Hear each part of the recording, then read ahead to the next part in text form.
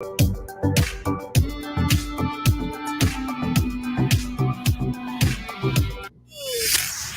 by to launch FanStream Sports. 3, 2, 1. Let's start. Hello, sports fans. Welcome to FanStream Sports. Nothing but pure sports. This is the JP Show. JP, it's so good to hear you back on the air. Stand by. Now, here's JP. All right, welcome into another edition of the JP Peterson Show. It's Football Friday, and folks, we're going to have a great show for you today. If you like to talk about the Tampa Bay Buccaneers, and you like to talk college football, but mostly about the Buccaneers, we got a whale of a show for you today. We're going to dig into what the hell's going on with this Tampa Bay Buccaneers franchise. Rant alert. I got a rant ready to go, folks, because this is a critical moment for this team, a very critical moment. I'll get into the reasons why here in just a little bit to set up the show. We've got Bobby the Chief Taylor going to join us at 10:15. We're going to talk some Lightning and Panthers as that rivalry renews tonight down in Sunrise. So we'll talk a little hockey with Chief at 10:15. And Pat Burnham's going to join us at 11 o'clock from the Osceola FSU Rivals Network. We're going to talk about wrap up that Clemson game, give a midseason analysis of FSU, and also had a look ahead at recruiting because they're our recruiting experts. So we'll talk to them about that at 11 o'clock. At 11:15, James Petracca will join us from Fox Sports NFL, and we'll talk about the NFL, the Bucs, and everything else. But very Bucs-centric this morning as we get it going. I'll say hello to Nick Geddes back in our Tampa studios. I'm on assignment over in Orlando. How are you, sir? I'm doing good. It's a football Friday. I'm trying to get into the mood. I put on the Bucs hoodie today as it's another chilly day here in Tampa Bay. I'm trying to get into it because it's been a down week. It's been a down week. We've had to pick apart this team from the top bottom. We're going to do it today. Hopefully it ends here today. The great news, I'm just happy we don't have to see Devin White versus Christian McCaffrey in space on Sunday. That was some fantastic 11:30 news last night. Yep. So the Bucs should have no problem. December 11th. Yeah, we'll see him December 11th. Uniform. Ooh, boy, yes, we will. And try to match up with Deebo Samuel and Christian McCaffrey. And George Kittle and Brandon Ayuk. Yeah, that's a team with a ton of weapons to get it. And that kind of sets the stage because, this is not a Buccaneers team that's competing against the woeful Carolina Panthers this weekend. No, that's not what this team is. This is a team that's competing against the 49ers. This is a team that's competing against the Buffalo Bills. And as we say that right now, you just lost to the freaking Steelers, who lost 4 in a row, had a rookie quarterback starting, had a decimated secondary, and you lost. You lost to that football team. And you're supposed to be a Super Bowl contender? And now this week has been nothing but a freaking circus. First of all, I'll take you back to the Atlanta game. And I came on here last Monday, and I was not, or 2 Mondays ago, and I was not a win's a win, it's the NFL. No, I was like, I'm treating that as a loss. That's the freaking Atlanta Falcons, a team you should beat. And I know they beat the 49ers last week. They're better than people think. I get it. But that's an Atlanta team that you had here in your house, that was outmanned, and you let them literally in the second half just turn around, hand off, and run the ball and run right over you. Well, it's supposed to be the best run defense. You allowed ridiculous third down and longs in that game. And if not for a ridiculous roughing the passer call and a holding call on the defense in that final drive for the Buccaneers, the Atlanta Falcons get that ball back and just turn around and hand it off, and we're talking about another loss. And then you go up to Pittsburgh. Your quarterback doesn't even have the time to fly back to Tampa on a private jet to get to the meeting room and do the walkthrough. Everybody's, don't worry about that. Whatever. Really? Don't worry about it. Okay. Has that ever happened before here? Bruce Arians, as a winning franchise. No, it hasn't happened. That stuff doesn't happen. Everybody's like, whatever, it's Tom Brady. No, that doesn't happen. It's not supposed to. Tom Brady's never done that before. Tom Brady's never taken 11 days off. And listen, I'm as guilty as anybody else saying, okay, that's fine, because I figured they would get back on it, right? They would get 3 weeks of the season. They'll get back to being focused and actually competing for a Super Bowl, not this BS that we're seeing. And then we get this after this Steelers loss out of nowhere. Todd Bowles, unprompted, gives us this soundbite after that loss. Didn't take them lightly, number one. Number two, I think guys that are living off the Super Bowl are living in a fantasy land, and you got to get your hands dirty and go to work like everybody else. And we've been working hard. We got to work harder. You know, nobody's going to give us anything or feel sorry. So we got to go back as coaches, as players, and the time for talking is over. You either got to put up or shut up. Listen, folks, that is a 5-alarm bell right there. And I know we talked about it this week, but given what else has been said this week, and I'll get into that, that is a 5-alarm fire. That is the coach saying, I'm watching guys that aren't working hard. Casey Rogers said yesterday, about the pass rush. He said, we got guys where our resources are. You know what that means? That means the guys that we're paying and we've invested in, that's Vita Vea, Shaq Barrett, Joe Tryon, a first-round pick. Okay, that's where the investment is. You guys ain't doing squat. So you got a coaching staff now that is calling out the players that aren't doing anything finally, but have also allowed these players to just kind of not give a crap. All through the preseason, Tom, go take your time. What else is going on? Veteran days off, soft camp, whatever. Nobody needs to really play in the preseason, whatever. It's all good. Who's got the Super Bowl fantasy? Todd Bowles? You do. You let your quarterback go to New York, go to a wedding and not even demand that he come back for the walkthrough. That's on you. It's on this entire organization. And this bullshit needs to stop. You took the Steelers lightly. Don't tell me you didn't take them lightly. You let your quarterback go off to a freaking wedding and not come back. You took them lightly. The whole team took that. Sends a message to your whole team. Don't worry about it. It's just the Steelers who whooped your ass with no secondary. And now let's get into some of the game plans. Yesterday, one thing we did get out of Byron Leftwich in the most bizarre freaking press conference that was that, yeah, we got to give Luke Gedeke help. 6 games in, you're realizing this? 6 games in? Everybody at the Pewter Report, this dumbass reporter, everybody else that could turn on the All-22 has known this for 6 games. You got to get the guy help. This is basic freaking football. You got a secondary that's decimated, and you don't challenge them with different routes and crossing routes and pick routes and different looks to confuse them and make them bust coverages. Instead, you're running the ball 26 times, 14 times on first down. It's ridiculous. I mean, I hate to second-guess coaches, but this is basic stuff that they're not doing. They're not doing it right. The players, and you know what happens? And I've seen this in locker rooms, folks. I've seen it a lot. When the players start watching the coaching staff and they're making basic errors, trying to run the football when you can't run the damn football. You're last in the league, yet you're still trying to do it. You're still trying to be a running football team. Don't want to take shots down. Everybody knows. Everybody's in that locker room going, what are we doing, man? What are we doing? Like, what are we doing? They don't want to tell the coaches. It's just a little faction over here, a little faction over there. Don't want to talk. The coaches are sniping at the players. This is dysfunction junction right now. The One Buck place, scrap off the name on the street sign and just put dysfunction junction, because that's what it is. You got a quarterback in the offseason that tried to scheme his way to be a Miami Dolphin. Started right there. Then we're like, oh, that's not going to work. Let's put the band back together, blah, blah, blah, blah, blah. Then Ryan Jensen gets hurt. And then the quarterback is, like Ben Roethlisberger said, doesn't look like he's having any fun. I mean, it's a complete dysfunction junction.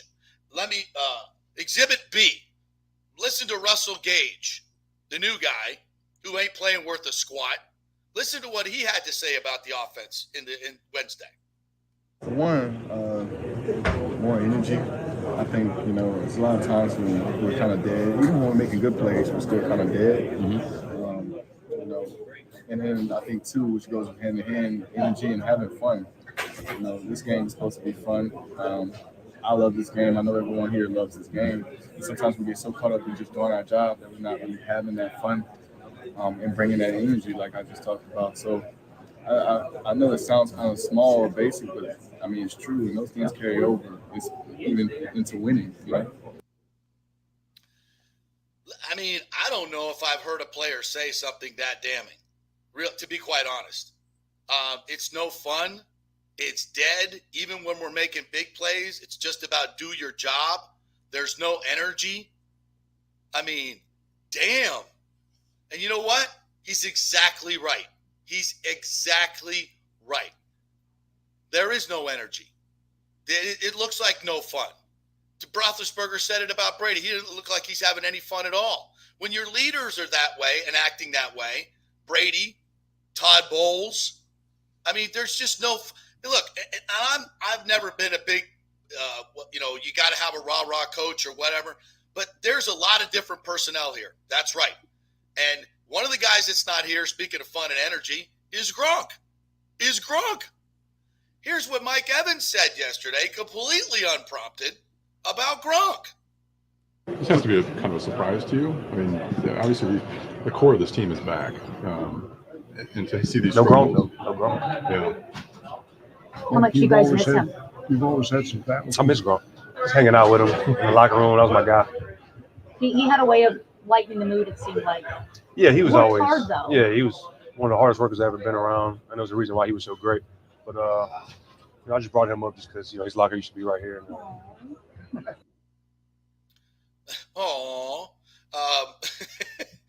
Yeah, I mean, no energy, no fun. They miss that personality. They miss Gronk's personality. They miss Ali Marpet's personality. It's kind of like, Donovan Smith doesn't have his right-hand man, right? They miss a lot of these guys. But you know what? Tough shit. Get over it. Get over it. Every team goes through changes.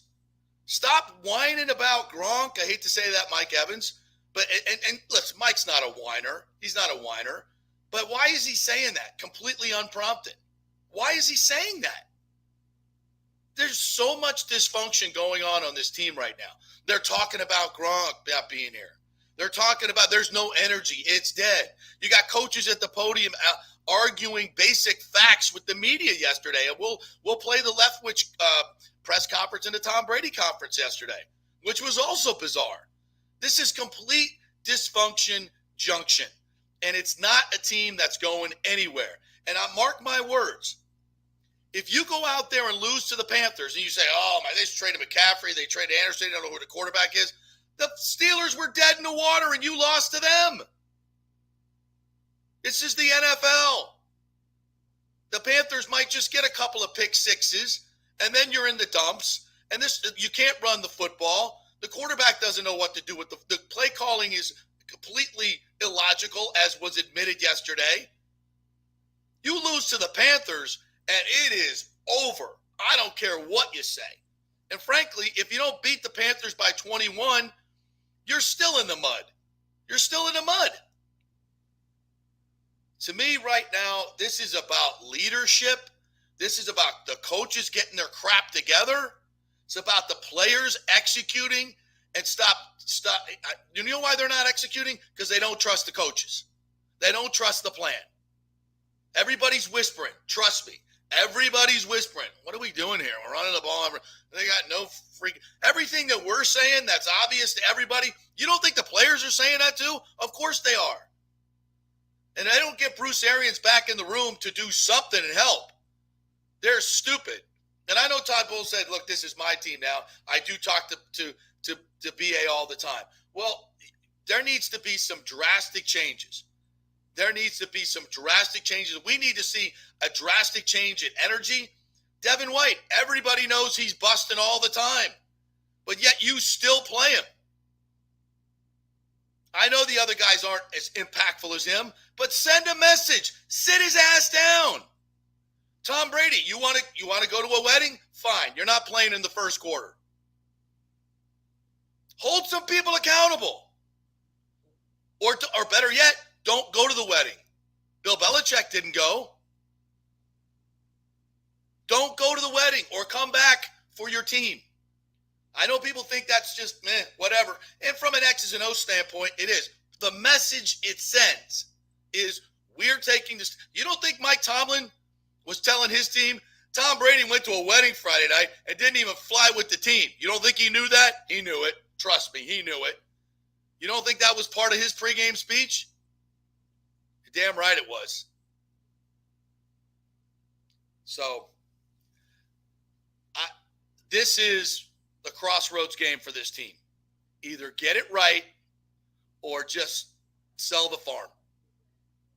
You need to destroy the Carolina Panthers and have some fun doing it. Get the energy back. You have the team to do this. You have the people to fix this. You have the talent to do it. You got to get it right. And if it goes on any longer, it's probably too late already. But if this dysfunction continues, this is going to be a sad ending for Tom Brady's final year. All right, we'll take a quick break. When we come back, if you guys want to react to that, you can on our YouTube chat, our Facebook chat, FanStream JP, at the JP Peterson Show on Twitter.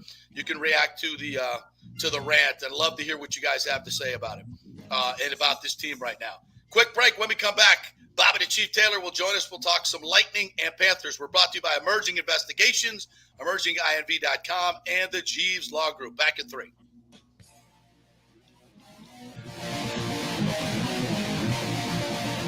JP here for the Jeeves Law Group. I've known Scott Jeeves for quite some time, and he's just like us, a huge college football fan. He loves his Gators.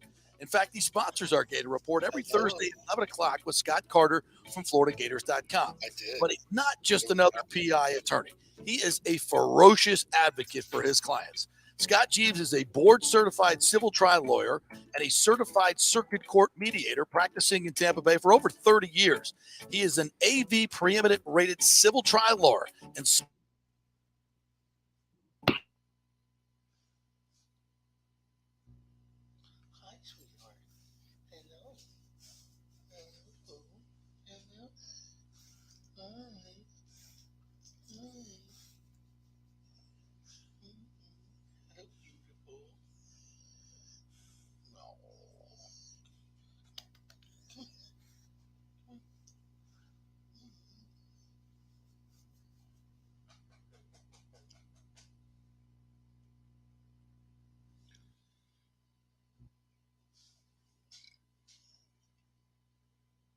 Honey, could you turn the air on?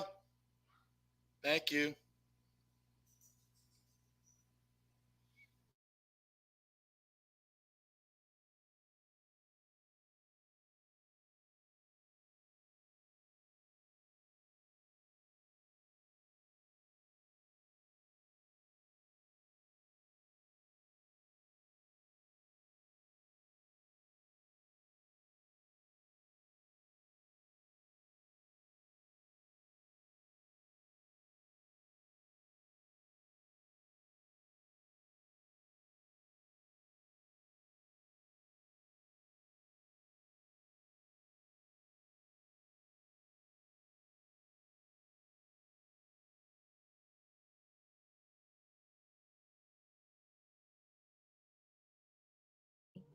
.com.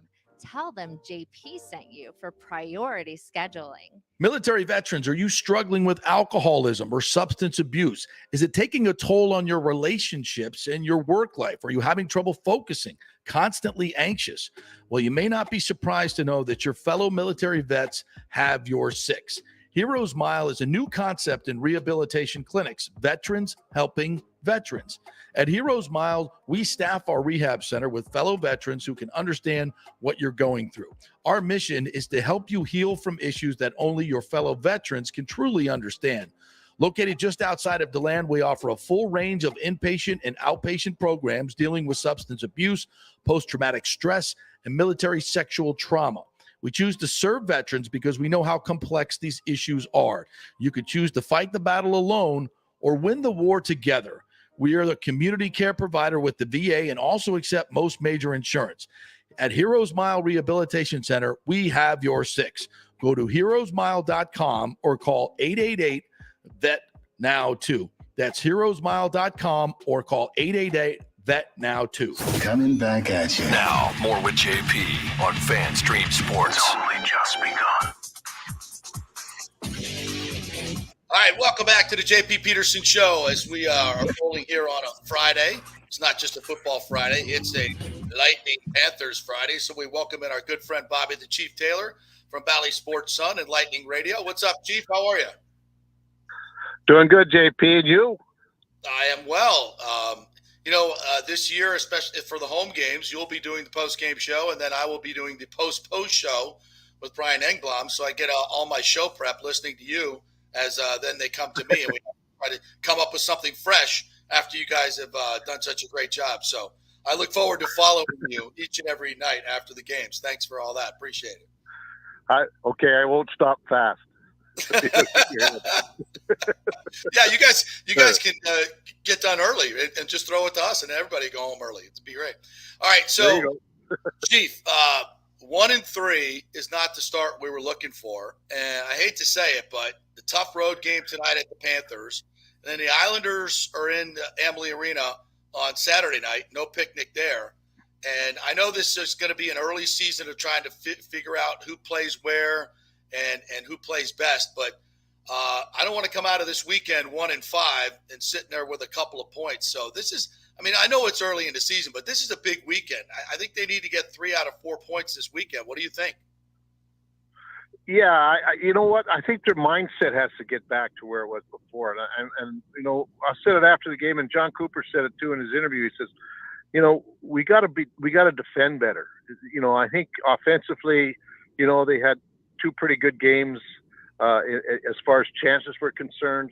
And in Pittsburgh, they had a lot of good chances and didn't connect. And then even the last game, when they had some chances, they didn't really score. They couldn't score. But that, a goaltender has a say in that. But you can defend better. And that's what he says. You have a 2-1 lead going into the third period, and that was like death and taxes the last couple of years. It was over. The Lightning protected it quite well. They didn't have to worry about getting any more goals. So they played a better defensive game, and that's what Coop was telling them, that that's what they have to get back to. They have to get back to that. Don't give anybody anything. You got a lead or even, right near it, then you shut them down. You don't have to go and score. You don't have to win by 4 goals. If you win by 1, it's the same amount of points at the end of the night as it is if you win by 10. So I think that's the mindset that they have to get back to. Chief, it's really interesting. I did my opening monologue on the Buccaneers not playing up to their capabilities and their talent. And Todd Bowles made a certain comment about his team that Cooper kind of echoed the other night. Is the Super Bowl's over, Stanley Cup is over. That's an ancient history. And you guys got to come back and act like you're the last place team in the division, which, by the way, you are, the Lightning, right now. You got to get that hunger back. And I think Corey Perry said that Cooper was screaming all day yesterday at practice, which is good. It's just back where, these coaches, Todd Bowles and John Cooper, got to kick these guys in the ass and say, wake the hell up. You're better than this. You can't go lose a 2-0 lead to a Flyers team that is riddled with injuries, just like the Bucs lost to a Steelers team that was riddled with injuries. There's an expectation here that's not being met, right? Exactly. And like they said, you can't win the cup in October, but you can lose it. If you get too far behind, then you're playing catch up all the time. And, the one thing that I don't think players realize, like, let's say you're 8 points out of a playoff spot. So that's 4 wins. But also that's 4 wins for you, but it's also 4 losses for the people you're chasing. So you're looking at an 8-game swing, somewhere, and you have control over 4 of them. So that's the whole point about not getting too far behind at the early part of the season. And you've got to make sure that you got to play the right way. When they keep talking about playing the right way, that's it. You take care of your end and you take care of defense. And I'm sure that's what Bowles was talking about too. Pass defense hasn't been the greatest thing for the Bucs thus far in this season, but if you don't, you can score 50 points, but if you're giving up 55, what's the use of it? So defense is what has to really be paid attention to. And I think that's what Coop's trying to get across to these guys, that you got to clean up your end first before we can do anything in the offensive end. Bobby the Chief Taylor joining us here. And Chief, is it just that I know we got a lot of new faces on defense, a lot of new pairings, a lot of stuff that's got to be sorted out at the blue line. But is it just the blue line here? I mean, obviously Chernak had the turnover, with an assist from Sergachev. I think you could give him on that bad turnover. Is it just the blue line, or is it the whole team that's not playing as well as I think because outside of the goaltender, when you see a defense making a mistake, it's much more glaring than a forward. Right. But it's everybody. I mean, team defense is 5 guys, not just 1 or 3. And for me, I think Sergachev and Chernak are really struggling right now. I mean, they're not playing what made them so strong in the first place. They're trying to do things that they haven't been able to do before and want to change their game. Like Chernak's a big, rugged guy, and I haven't seen him take anybody out physically yet this game. 240 pounds, you should be, leaning on guys. And I just think it's just, while we've won 2 cups and we went to the finals the 3rd time, we can fancy down our way through it. I'm probably being a little bit too facetious about that, but that's kind of a thing. What players don't understand in my mind, of all the years that I've been following hockey, but even in any sport, if you play good defense, you have the offense on the field or on the ice or on the court a lot more often. Right. So that's your offense is guaranteed from a strong defense because you get the puck back faster and you get the balls back faster. So for me, that's what I think has to be the mindset of a player right now for the Lightning. We've got to make sure that we look after our own end and the offense will come. Absolutely agree with that in both realms, football and hockey, and any sport really. Bobby the Chief Taylor joining us here. All right, one of the good starts, a good part about this start is Steven Stamkos, 6 goals. I think he's still leading the NHL in goals scored with 6. He has been tremendous, and it's 2 years in a row now, 2 off seasons in a row where he hasn't rehabbed a major injury.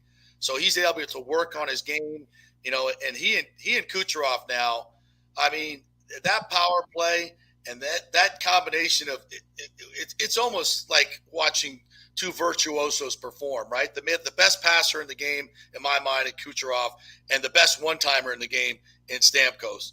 And boy, are they just lethal together. It's so fun to watch. Oh, you're right. The other 2 duo that I saw that would come close to him is Ovechkin and Carlson, or not Carlson. He's out with an injury now in Washington. They were unbelievable, And for me, it's when you can score, when everybody knows where it's going to go to and how it's going to be done, and you still score, that makes you elite, no matter what. Yes. And yes. I'm so happy for Steven because, boy, he's had some tough 3 or 4 years up until the last 2, rehabbing those big bad injuries, and those were bad injuries. They're almost ones where they shorten your career type injuries. Yeah. And he looks great. He's full of vinegar, and he's just scoring. Everything's going right for him, and it's good to see. And maybe he's pulling it. Maybe he's got that fountain of youth from Tom Brady because since Brady showed there up, you go. Stamkos' game's got pretty good too. Maybe he's like, I missed the Olympics. That was going to be my last, but maybe I'll stick around for 3 more years and play at this level because, man, it's a huge win. I think we all said, a couple of years ago, well, it's nice that Stammer's had a great career, but it's kind of winded down, and then wham, his 100-point season, and he's well on his way to another one. So that is something. And Chief, just talk about that right now. I mean, you've been with Steven Stamkos since he was an 18-year-old. His maturation as a leader, I think, really led to those 2 cups in a huge way. And the way, obviously 1 year he didn't play much, but just as a leader of this team, what you've seen since he got here as a young 18-year-old and where he is now. I mean, even when he was 18, he was such a mature kid. When you'd have an interview with him, it was like he was born to be a television announcer. Yeah. He never stumbled with words, and it wasn't or but. He was really good at that. But I know his mom and dad really well, and he was really raised well, really with his feet on the ground. Funny story. I can remember when he first signed his contract, he bought a Mercedes, and I come walking out of the rink, and his mom and dad were just madder than hell. He says, "Chief, what? And he was stumbling, and he says, what will you think of this? Here he is. He's an 18-year-old kid. He signs his contract. Now he buys a big bloody Mercedes. He should have bought a Chevy or something so he wouldn't make anybody mad." I started laughing. I said, "No, I don't think that works that way, Chris, because let me tell you, every one of us there, if we could afford it, we would have bought a Mercedes." Exactly. Similar to that, too. But I mean, that's how he was raised. Like, they were upset with him because they thought he was being too ostentatious and make veterans upset because they didn't make the kind of money that he did. But so his feet's been on the ground ever since he's been a young kid. And I'll tell you what he does too, more than anything, is for some reason camaraderie in hockey is so important. Like you have to have everybody's back. You have to be a tight knit group when you're off the ice as well.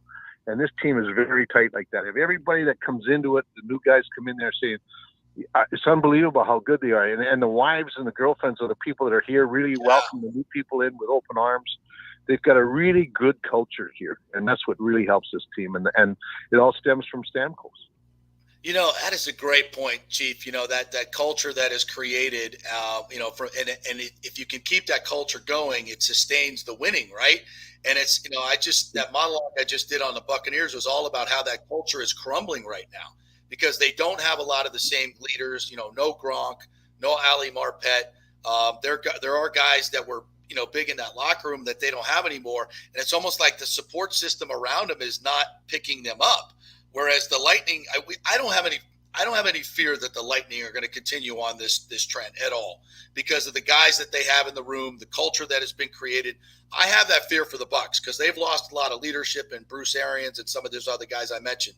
So I think your point is a good one. When it comes to the Lightning, a 1-3 start doesn't really bother you because you know the guys in the room, you know the coaches, you know the ownership, you know the general manager. Even like you said, the wives, the culture they've created, they're going to pull this together. I have that confidence. You would agree. Oh, 100%. And players, that word about the culture here and everything about the atmosphere around this team, it spreads through the whole league, and guys can't wait to get here.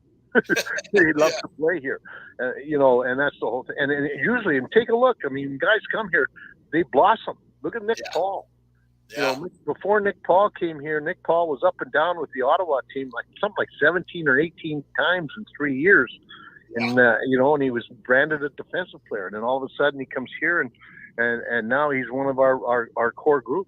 So they give, you got to give the coaching staff and Coop a lot of credit because they allow guys to become as good as they can, rather than pigeonhole them into a certain hole where they think that's all they want them to do. Yeah, it's a great point. And we watch and we see some of these new kids come in like Nick Perbix. Boy, I heard you on the post-game show. Brian Engblom as well could not say enough good things about this kid. He did not look like a youngster, a rookie out there playing the other night. Your thoughts? Yeah, you know what? I mean, first of all, when you can skate in the way the game's played now, it'll help. But what I like about him is he doesn't try to do too much. Right. I think that's what's happening with Sergachev and Chernak right now. They feel that they have, because McDonough's not there, they have to do more. They have to do more to compensate for the loss of Ryan McDonough. But they don't. They just have to be themselves. And that's something that you have to learn. And Perbix, for me, was very, very – he made a simple play. He makes a pretty good first pass. He doesn't try to do more than what he's capable of doing. And that's a pretty good sign at that age. And, of course, that inexperience as far as playing in this league. Hey, Chief, I wanted to ask you about these. I'm sure you saw the reverse retros that were released yesterday around the league, and specifically, the Flyers, they released theirs, and it's honoring, I think, the 74 and 75 Cup-winning teams that you were a part of. Just wondering, did that bring back kind of memories of that? And of course, I think the Cooperalls. Is it the Cooperalls? How you pronounce it? They said that were from the 80s. I mean, did you ever think you'd see those again? No, I don't think so. I didn't think so either. It looked really fun. I was gone, but I was quit playing by then. I was broadcasting for them then. But the bad thing about it, you can't really get a perfect match for the those sweaters because there was a certain orange that they got that they ran out of material. So now it's a little bit more of a redder orange than the original ones that we wore. So, but it's really funny. I mean, to see that there wasn't too many changes in the sweaters for the Flyers. That I know that when we had an alumni team and all those teams, we had a black base with orange and white trim, but that was about the closest thing. But the Lightning ones with the lightning bolts over, some people, it's kind of a weird one in a sense. It's got a combination of everything that they had there rather than just the original jersey and that alternate jersey that they had. I love them. Hey, Nick, I know you love them. They look fantastic.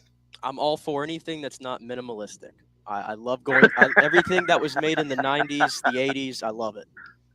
Extra. We want more extra. You must be a big fan of Oregon State then. Yeah, right?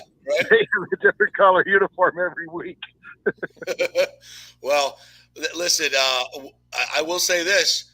Saturday night, I'll be wearing a different uniform myself because it's the Halloween theme night. And, well, you'll just have to come and see, and I'll be dressed up again as something ridiculous. So, they don't make you dress up, do they, Chief?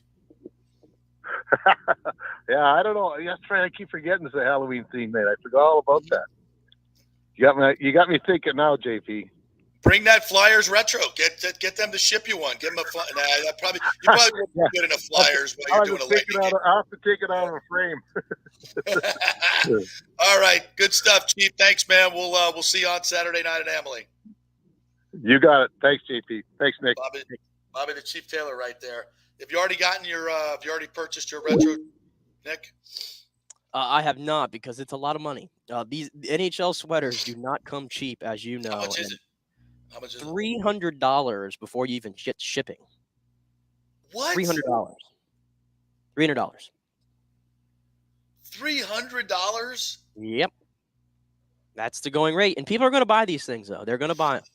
Listen, when they came out with the reverse retro 2 years ago, I was the Lightning were playing the Panthers in the first round, and I needed to get a shirt before the game, and I went into Dick's there on West Shore, and they had all the reverse retros there, and I saw it. Now, when I'm in the store, it's a different story. I would never buy that online, but in the store, I was going to the game in the moment. I did pay that $300.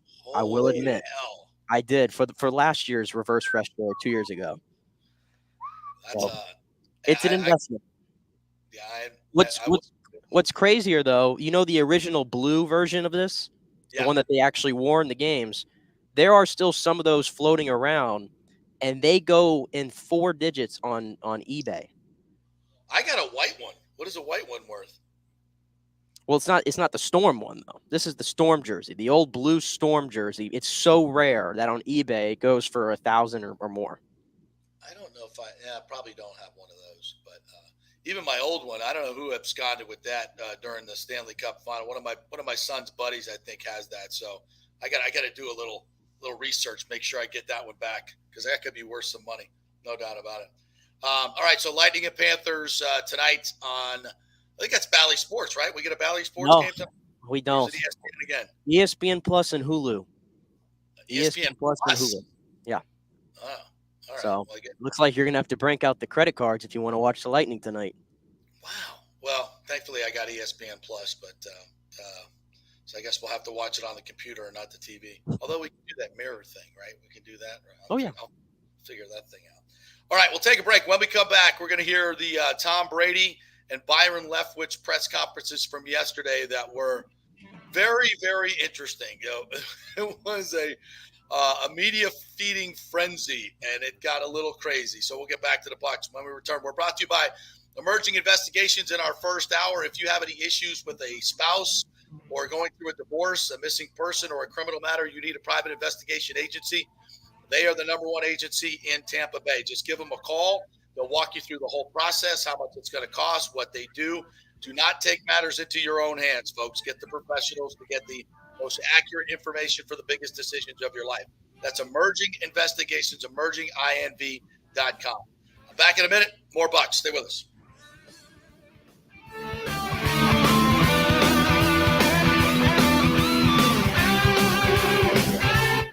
Was your car car totaled in an accident? Did your insurance company use Kelley Blue Book or NADA to appraise the value of your car? Chances are they didn't, and you got shorted maybe thousands of dollars. Call the Jeeves Law Group for a free case evaluation because your insurance company may still owe you money.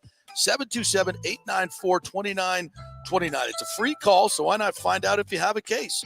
Insurance companies have been running this scam for a while, and most folks don't know if they've been shorted. Trust me. Scott Jeeves is a different kind of attorney, the kind insurance companies hate to go up against. He could recover thousands of dollars, so why not call?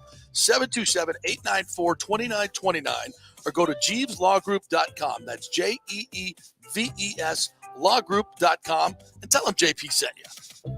JP here for Emerging Investigations, Tampa Bay's premier investigation agency. Do you suspect your spouse is cheating or involved in a divorce, that your spouse is hiding money, an ex-employee or current employee with suspicious behavior? Is there a criminal matter you need help with? If you need information you can count on, using the professionals at Emerging Investigations is a slam dunk. Emerging Investigations is a licensed and insured private investigation agency, family-owned. Emerging is your ideal resource to secure evidence and validation, allowing you to make informed decisions in life's biggest matters. Led by industry executive Brian D'Antonio, Emerging possesses the experience and resources to get needed results. Emerging Investigations maintains an excellent reputation as a premier investigation agency. They are known for results. You're not just hiring a PI, but an organized, dedicated team using state-of-the-art technology. Their proven investigative methods produce crucial information used in criminal cases, insurance fraud, and personal injury claims. Many local attorneys, industry agencies, and your concerned neighbors all count on Emerging Investigations. Just go to their website, emerginginv.com, or call 813-291-FACT. That's 813-291-FACT-3228. Get results you can trust in life's biggest matters. Emerging Investigations. Now is the time to make sure your home insurance is in order. In the last year, many of us have made improvements to our homes. So call the folks at Italiano and discuss these upgrades to make sure you have enough coverage. According to a recent report, almost 64% of homeowners don't have enough insurance on their home, which is their most valuable asset. Also, a great time to make sure you have flood insurance. Even if your mortgage company does not require flood insurance, your home could still be at flood risk. Another big item as we enter hurricane season is making sure your pool enclosure is added to your policy and there will be no issue at claim time. That happens a lot. So call your friendly agent at Italiano Insurance to review your policies today. 813-877-7799 or ItalianoInsurance.com. Hey guys, Serena Fazan here for the Gold and Diamond Source. Are you looking for the hottest trends in men's jewelry? Ladies love to see men spice it up with something cool from the Gold and Diamond Source. Whether you're looking for a gold chain, fashion rings, even a pre-owned Rolex watch, or thinking about getting engaged, there's only one place to go. Go see my friends, Julie and Steve Weintraub at the Gold and Diamond Source for your one-stop jewelry supercenter. It's never been more important to shop local and support the businesses that support our amazing Tampa Bay community. None better than the great folks at the Gold and Diamond Source, 3800 Ulmerton Road, or online at goldendiamond.com. Let's go. Right now, back to the show with JP on FanStream Sports. All right, welcome back to the JP Peterson Show. Coming to you live from Orlando, where I'm on assignment. And Nick Geddes back in our St. Petersburg studios at CP Communications, Red House Streaming. We thank you so much for joining us. We're brought to you by Emerging Investigations, emerginginv.com, and the Jeeves Law Group, JEEVES, JeevesLawGroup.com, who, by the way, giving away 4 Florida-Georgia tickets for next week. We'll really get into this contest next week, but here's what we're going to do. We're going to have you guys send us videos to tell us why Gators are better than Bulldogs. You can go the fan route. You can go the animal route. You can go any route you want to go. Just make it creative and funny, and we'll choose 2 videos, and you'll each win 2 tickets to the Florida-Georgia game up in Jacksonville next weekend. That is going to be one whale of a football game. If the Gator defense does not get it straightened out a little bit, that could get ugly because Georgia can flat out score some points now. All right, back to the Bucs. And Nick, I'd love for you. I mean, you watched the press conference yesterday, and I was kind of amazed at just the back and forth. I don't think I've seen anything quite like that in a long time. It's like it was just different. What do you think?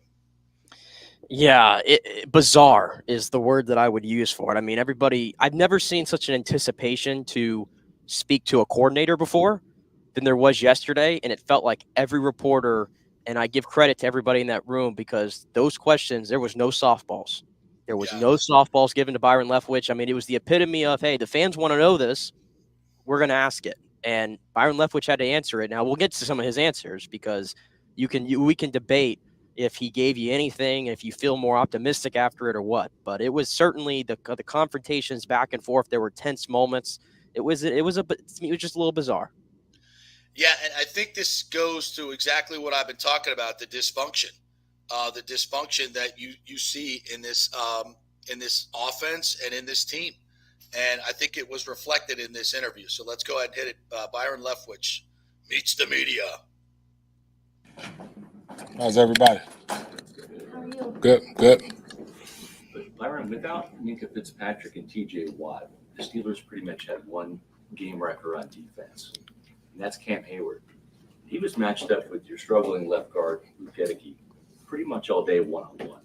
Why wasn't there more help on Hayward from Gedeke? That's something even Todd Bowles alluded to on Monday. I got to do a better job of helping them out in those situations. Obviously, it wasn't that simple, but I just got to do a better job of helping them out. That's really what it comes down to. Byron, it looks like obviously you guys are probably going to have to count on Kyle Rudolph a little more with Cam out. Is he healthy enough, or is he capable enough at this point in his career to give y'all quality reps? I believe so. I believe there's something still left in the tank. He's been having great practices really since he's been here. Now he's had enough time to really know what he's doing, to know the system, understand how we're going to use him and where we're going to use him. So I think we'll be fine there. I think we'll be fine with Kyle. He's a Pro Bowl guy. He's a guy that's been in this league, that's been around a lot of football. So I believe we'll be fine there. Plays have been, has appeared to allude to, especially on first down, a lot of predictable situations, leading into predictable situations on second and third down, specifically with those runs.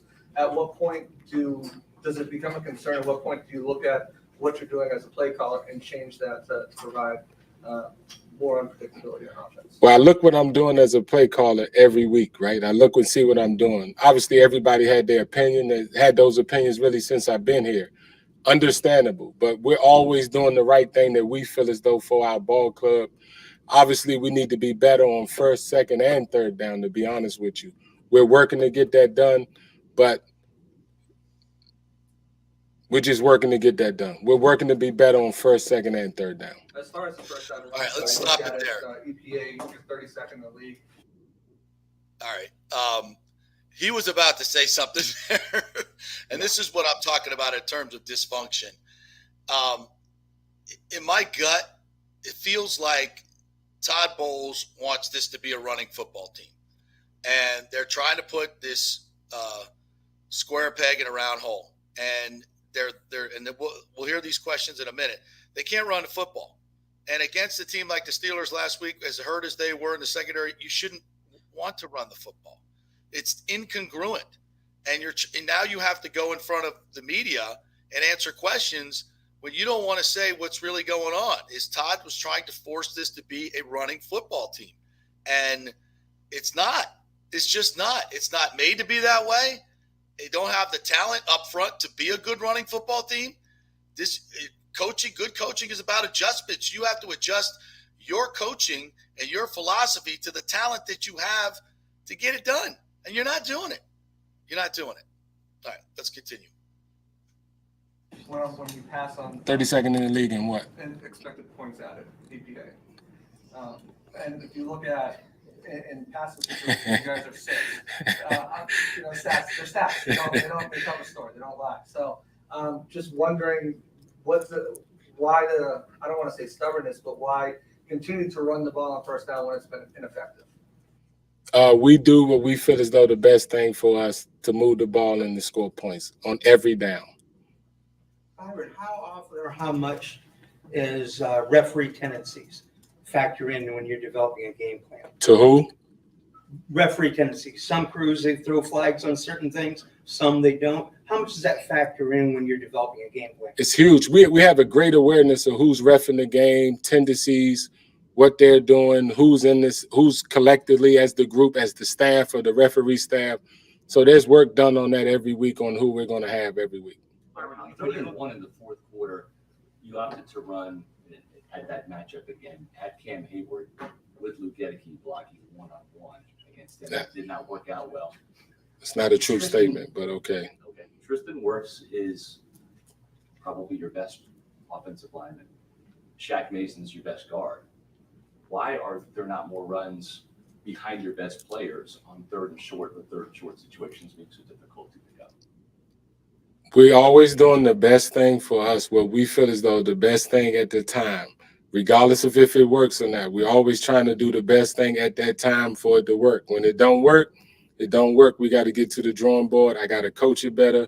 We'll play it better. Can you give me some logic or what was happening on that play? It looked like No. the hole was to go behind Gedeke and Hainsey on that run. No logic. He's disgusted. And listen, I feel for Byron because there's a lot of things that he could say that he doesn't want to say that would probably make some of this stuff make sense. But what he's going to say is, we're trying to be a running football team. Coach wants us to be a running football team, and we're trying to do that. And right now it's not working, but we feel if we keep on pounding it, eventually we'll get better at it and it'll work. I think that's what he wants to say. But if he says that, because it makes no sense. None of this makes sense. Well, then there's no need to have the press conference. There's no need to have the press conference. I mean, he mentions there, since I've gotten here, it's been that way. People have been questioning. Well, I mean, I don't know who those people were. I think this is the first year we've really started to kind of look at him because BA is not there anymore, and the product sucks. It sucks on the field. And for him to go back at Scott there and say that's not a true statement, Byron, I'll say it again. We all have access to the all 22. Yeah. We can see it. I don't need to have played football to go look at a play and see where it was going. Everybody immediately went up there and showed the play again. It was 3rd and 1, and he ran it completely to the left. And Gedeke whiffed on Cam Hayward, and that created a situation where your rookie tight end, I think it was Otten, had to now be on 2 guys, right? It didn't work out. It didn't work out for you. For him to come back there and say that's not a true statement, it's just, again, I used the word disingenuous. It's what it was. You're insulting everybody's intelligence because we all saw what's going on. They're hard questions that are happening because you just lost to one of the worst teams in football, and you couldn't move the ball at all. And a lot of it was because of your play calling. So, and then even when JC asked a question about you're dead last in the league and trying to run the ball on first down, why do you keep doing it? And he starts kind of laughing. You bring up stats. Like, stats tell the story. They don't lie. And even JC said it right there. Stats, they don't lie. They tell the truth. I mean, he wants to laugh that off and kind of be insulting there. It's like, give me a straight answer. Don't just give me your coach. I understand coach speak, whatever. But all you got out of him was we're doing the best thing that we can do in that moment. And if it doesn't work, we're going to give. I don't want to hear that. Nobody wanted to hear that yesterday. There's nothing this guy said that gives me any more optimism than I had going in. No, because he can't say what's really going on, in my opinion. And it's plain as day now. After that display at Pittsburgh, where they're just begging you to throw the football, and you run it 26 times, 14 times on first down for nothing, for a less than 3-yard average. That's just not good. When you got the GOAT and Mike Evans getting 4 targets, 1 in the second half when you're trailing. Yeah, make it make sense. And he's got no answers for it. He's got no answers for it. No. Should we continue with this travesty? I guess so. We'll keep on going. All right. There was some criticism of your quarterback, Tom Brady, for attending a wedding before the game. Some have said maybe he's not as locked in and as focused as in previous years. What have you seen? What would you say to those folks? Look, Tom's here. Tom's ready to play ball. Tom is Tom. The Tom I know is still here. So when you're in these spots, right, when you're not having as much success, there's opportunity for everyone to say what they want to say, right? People probably been waiting for years to say this stuff, right, to really get it out and say what they need to say. We understand we're not playing our best football, but I trust this group. I trust the coaching staff. We'll keep working and we'll try to get it turned around. That's all we can really do. Now, we're a 3-3 football team. A lot of people may already thrown dirt on us, right? We'll see. We understand we got a lot of football left. We're just going to keep competing, keep trying to go out and win football games, and we'll see where we at the end of the year. So you had no concerns about him missing the walkthrough? No. Byron, you said you guys are That's crazy to me. That's just crazy, especially after the way they played. Given how depleted Pittsburgh's secondary was, why wasn't it good to test that secondary with more downfield passes? Well, it's easier to say. A lot of things happened in that game that I really won't go into detail.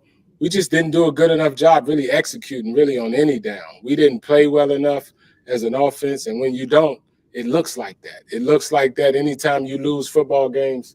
That's how you feel. It's always a what if. What if we would have did this? What if we would have did that? Same when you win. You win, you do the same thing. What if we'd have did this? What if we'd have did that? It could have been a little better here and there. So that's the game. We understand that. We understand where we're at. We're just going to keep chipping, keep working.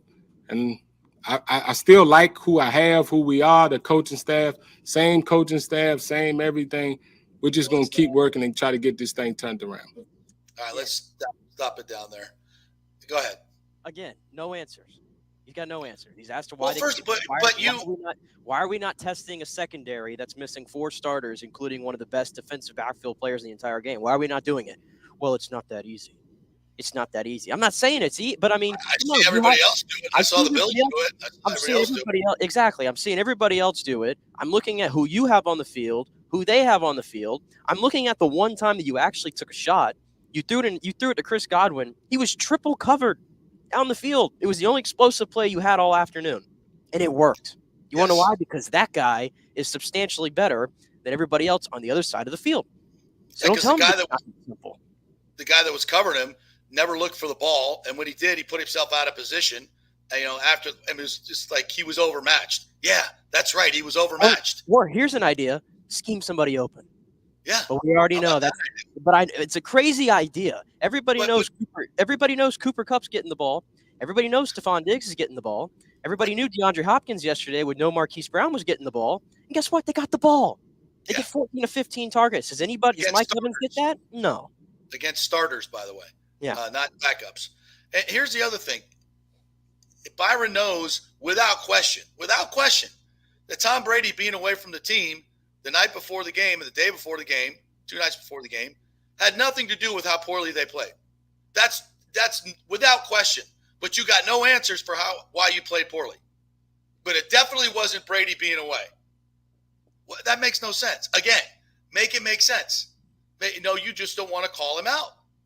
And that's what what it looks like. There's a bunch of coaches and players. Nobody wants to hurt anybody's feelings. Like, let's don't tell Devin White that he can't bust coverages 6 times a game because he's our superstar guy. Let's don't tell Tom Brady that he needs to be at the walkthrough with 7 because he's the GOAT. Let's don't tell Todd Bowles that he's a terrible coach because, now he has his shot. Let's don't ruffle any feathers here. F that. This is freaking football, and it's about production, and it's about winning. It's not about hurting feelings. It's not about this guy getting a contract, this guy getting another head coaching job, this guy hopefully getting another head coaching job, so we can't say anything bad about him. We can't say – no, screw all that. That's why it's all so dysfunctional. Everybody's trying to protect their ass, and nobody wants to do what's best for the team.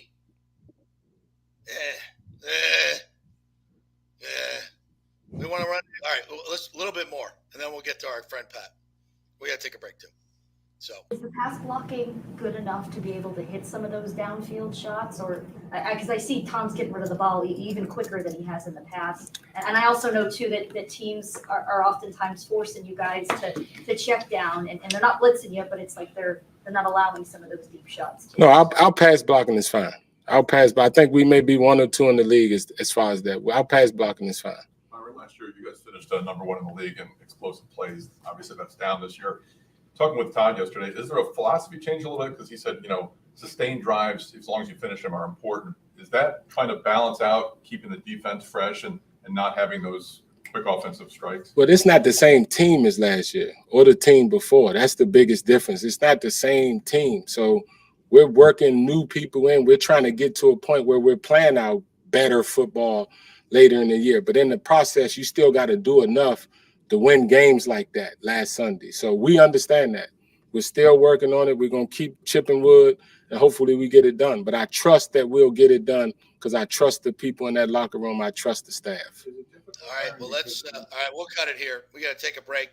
Quick break. When we come back, we'll talk to Pat Burnham from the Osceola, the FSU Rivals Network, and we'll do a little recruiting. We'll do a midseason analysis and kind of wrap up what happened against Clemson. So quick break. Pat Burnham coming up next. We're brought to you by Emerging Investigations and the Jeeves Law Group. Back in 3. Stay with us.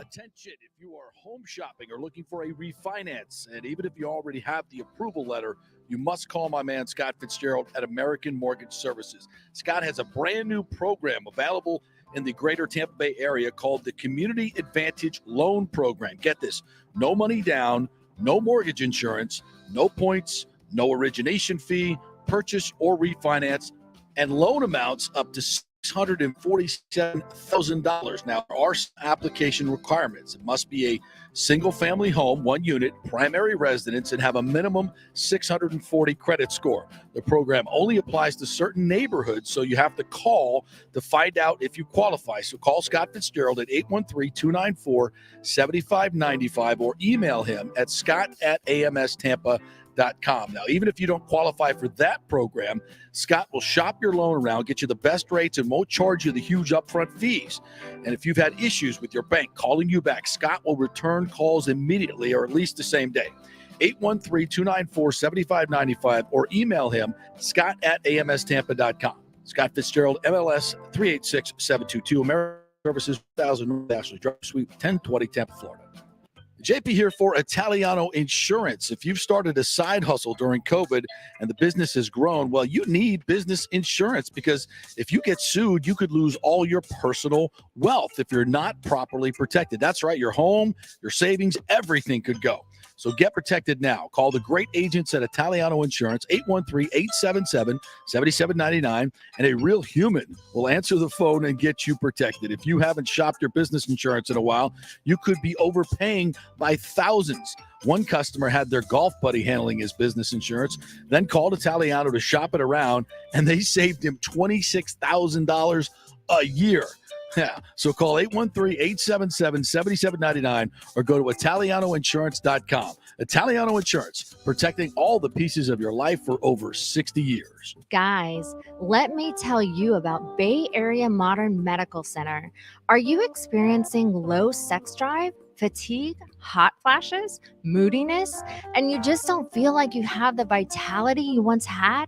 You're not just getting old, it's likely low testosterone. Studies over the last 20 years show a shocking decline in younger males aged 16 to 39. Older men have seen a sharp decline as well. Do something about it. Go see my friend Christopher Lugo at Bay Area Modern Medicine. Testosterone replacement is not a frivolous treatment. It takes a professional targeted approach that focuses on total body wellness, vitality, and emotional stability. Not a one-size-fits-all approach like many clinics use. They will monitor your blood work and adjust your treatment as needed for optimal results. Call 844-977-3477 or go to BAMMC.com.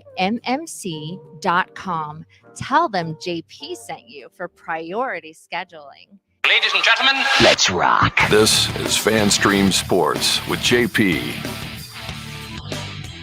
All right, welcome back to the JP Peterson Show. We're brought to you by Bay Area Modern Medical Center. In our second half, they got some specials running now for a weight loss program that really work. And also by the Jeeves Law Group, JEEVES lawgroup.com. We're giving away, or they're going to give away, they gave us 4 tickets to the Florida-Georgia game. So get your videos together and tell us why Gators are better than Bulldogs. And the best videos will win a couple of tickets to the Florida-Georgia game, courtesy of the Jeeves Law Group. All right, let's talk with our man up in Tallahassee, Pat Burnham from the Osceola, part of the FSU Rivals Network. No game for the Noles, but no rest for you, my friend. Always doing your recruiting and everything else, because there's no rest for the Seminole recruiting staff this weekend, right? Oh, no, they are all over the place. There were coaches in Louisiana, Georgia, Tennessee, and, of course, Florida yesterday. Mike Norvell was hopping all over the state from Orlando to Largo to he ended up in Albany, Georgia by the end of the day. So he had a big day. They offered at least 8 kids that we can account for between 2023 and 2025 prospects. So they are busy. There is no off week in college football. I keep on hoping there is, but there's not. And of course, it'll be just as busy today with most of the staff out around the state at games tonight. And I'm sure we'll see more, particularly the 2024 and 2025 prospects. We'll see more offers go out to them. Probably the thing that stood out to me as far as where they went yesterday, Mike Norvell was at Orlando Edgewater talking to Cedric Baxter Jr., the running back who was committed to Florida State, decommitted, then is now committed to Texas. And then, of course, they did offer a JUCO offensive lineman for this year, Keyshawn Blackstock, 6'4", 290 at Coffeyville, Kansas High School. Got offers from Auburn, Appalachian State, Colorado, probably his 3 most high-profile offers before Florida State. We'll see how that goes. I watched a little bit of film on him, and he's got some work to do for a JUCO guy as far as where he is. I'm not sure that some of the younger kids, they're not better off with some of the kids they got that'll be going through spring this year. But, it'll be a busy day, no doubt. And, of course, they had 2 official visits this past weekend. Roderick Kearney, the offensive lineman that's committed to FSU from Orange Park, Florida. He was in here this past weekend, as was Damari Brown, who has offers from Alabama, Miami, and Clemson as well, and has already made official visits to those 3 programs as well as Florida State. So we'll see how that shakes out. He's an ultra-talented player, 6'2", 180. He's the son of Selwyn Brown, the former Miami defensive back, and really 6'2", 180 long, really good kid. So we'll see how that plays out. But, certainly a busy weekend. And, hey, listen, first of all, JP, no, in this segment, no SAT words. You used effervescent yesterday, and you used incongruent today. And I was born in Alabama and went to Florida State. We need to kind of shrink those words. Too many syllables. That's what I'm saying. Literally, that's what I'm saying. He said effervescent or whatever yesterday, and I'm like, I'm fresh out of journalism school. I don't recall that word being ever used. I don't even spell it. I tried to spell it before I came on the show. Well, if you guys be as loquacious and erudite as myself every once in a while, that would be better. Yeah. So just pick it up. Pick your game up a little bit. All right. I don't expect much from the UCF guy. I mean, let's just be honest. Their head's in the space clouds. That's why they're Space U, because they're spaced out, if you know what I mean. We're a little bit more grounded, so we're a very highly rated academic school now, as you know, Patrick. It's very yes, we are, and it makes my degree seem so much better than it was in 1990. If they only knew the SATs that we had to get in compared to what these kids have to have. Oh, I'm pretty sure there were some strings pulled to get me in that. Did you know anybody at the time that was working? I might have. Hey, football program. That's right. Let's all throw our white privilege out there, like right now. Let's just do it. Let's throw it out there. This is what it is. We fully admit it. We lay ourselves on the. It was more athletic privileges than that, but anyway. Hey, listen. I think I've got some of the problem with the Bucs offense. I listened to that segment before I came on, and Byron Leftwich mentioned that they're going to keep on chipping wood. You need to chop wood, so that would probably help if they started chopping wood. But yeah, you guys certainly have a soap opera. He can throw that game plan in the wood chipper if he wants. Yes. Take that game plan, throw that in the wood chipper if that's what he's talking about. Let that shit just shred right out. Just get it out of here.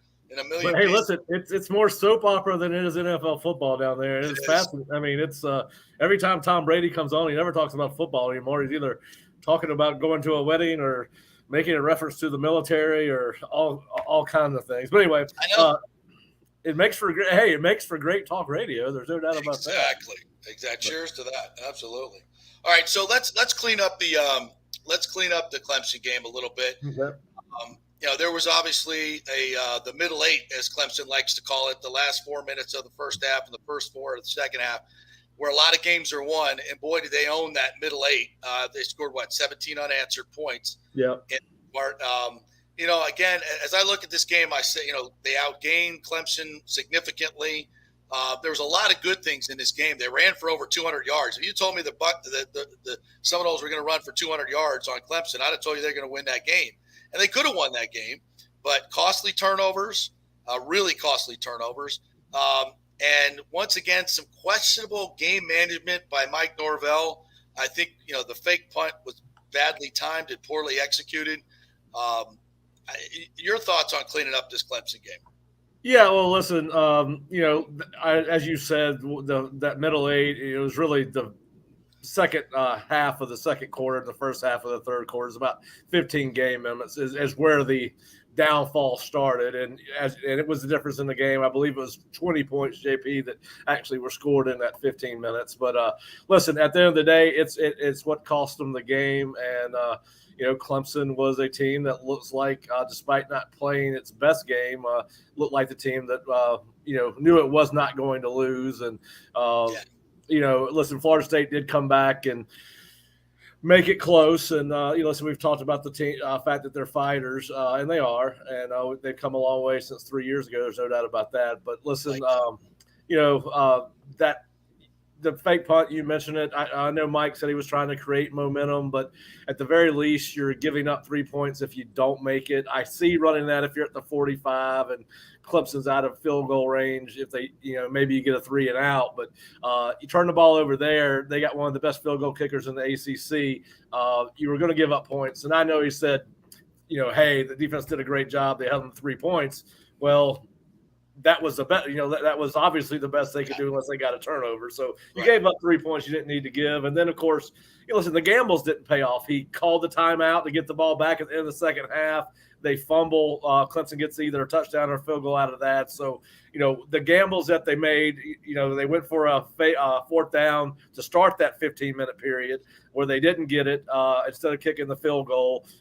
Listen, I don't have an issue with them not kicking the field goal there. Fitzgerald has struggled. But again, Clemson ended up scoring on that, right? So the gambles that they paid for them every time.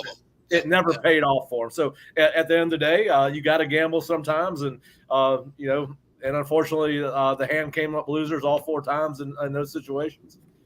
Yeah, and I think that's been a theme for Mike's game management. He still gambles like he's at Memphis, like he has an outmanned team, and he has to gamble to win games. And I reject that theory now. I think his team is good enough to go toe-to-toe with these teams in the ACC, certainly, and he doesn't need to gamble. I mean, I like gambling every once in a while, but constantly and losing most of them, you just got to ask yourself what could have been if he's not gambling. So I think he needs to get back on that a little bit, be a little less riverboat gambler, a little bit more calculated in what they do.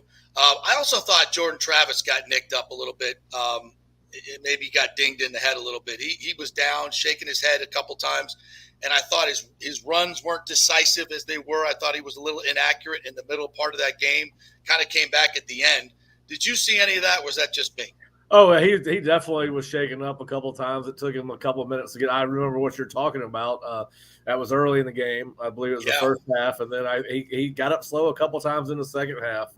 Now, was that all related to the same thing? I don't know about that, but listen, as you mentioned, if you told me they ran for 200 yards in that game, I would have thought Florida State would have won.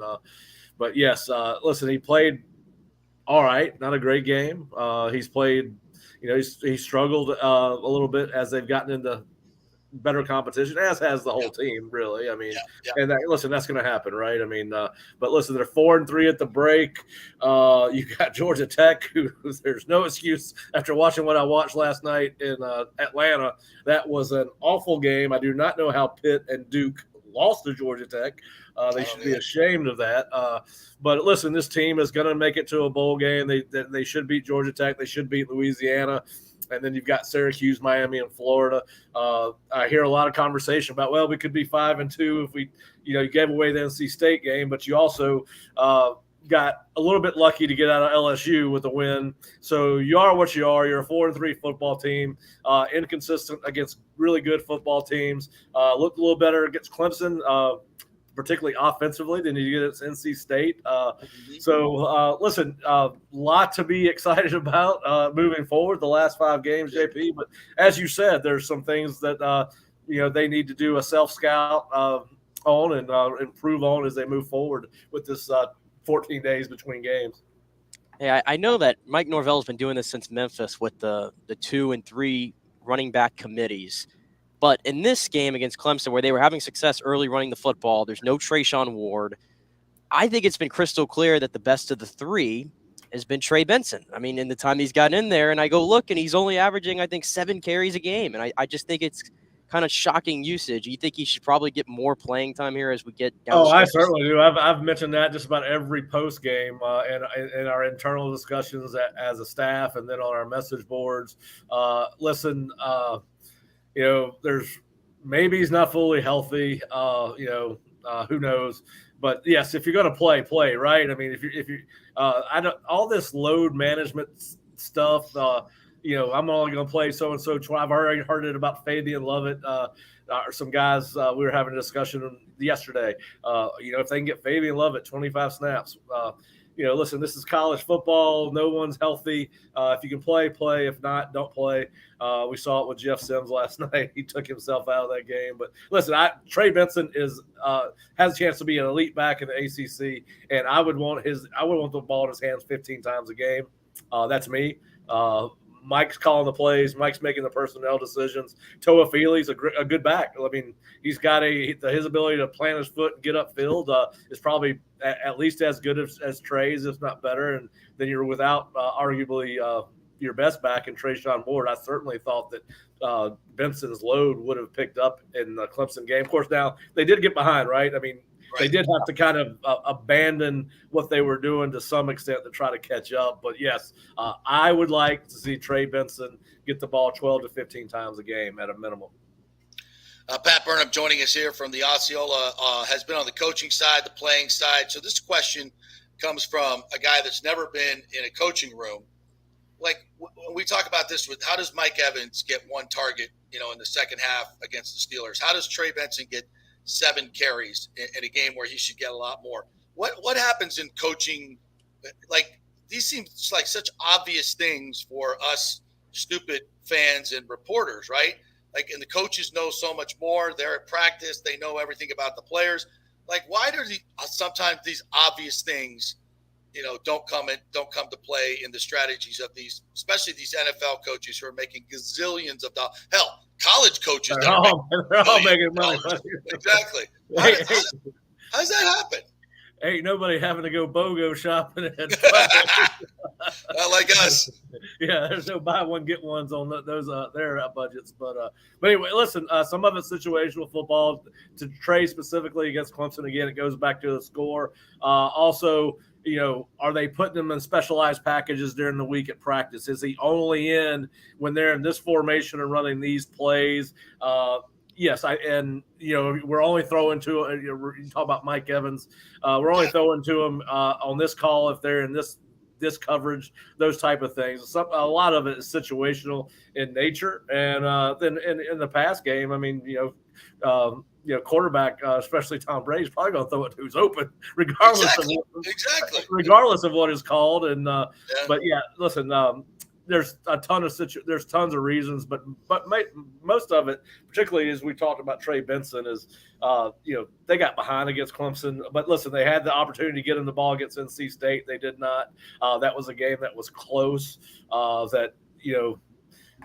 They weren't finding much success anywhere against NC State, to be honest with you. But, sometimes you just got to keep on pounding it. You go -1, then you get 3, then you go -2 or no gain, and you get 8. So, there's a ton of reasons, but a lot of it's situational in nature, and sometimes the games don't play out on paper the way we once we get on the field and start playing them. Yeah, that makes sense. All right, so as we look forward, you mentioned the remaining schedule, and man, there's some huge games and huge opportunities for Florida State here. I was talking with Scott Carter yesterday, who covers the Gators. It's the same thing for them. I mean, they've got some huge games left on the schedule that are going to really kind of determine the trajectory of this program, right? For Florida and Florida State. I mean, you go up to Syracuse and win that game. By the way, a very winnable game. that's going to look great because they're playing well, they're ranked, and you go on the road, you beat a ranked team, you get those points, right? Yep. Miami, I mean, what more needs to be said? You got to win that game for bragging rights, for recruiting, especially recruiting right now, because they're really, they're diving in with NIL money. You got to dominate Miami. And then you got Florida at the end of the year. I mean, these are 3 huge games and then a bowl game that's going to give you some branding opportunity. Yep. So there is so much left on the table for this Florida State team. This is a big week for self-scouting and healing up. And, this is a big deal for this program right now. For Mike Norvell, if you lose 2 of those 3 big games, it's a down season. You win 2 or 3 of them, it's a good season. And then win a bowl game. So there's a lot to play for. Am I right? Well, if you win 2 of those 3, you got to figure you're at 8 wins, right? Because you're going to give them Georgia Tech and Louisiana right now. I mean, there's no reason to lose those 2 ball games the way Florida State has played.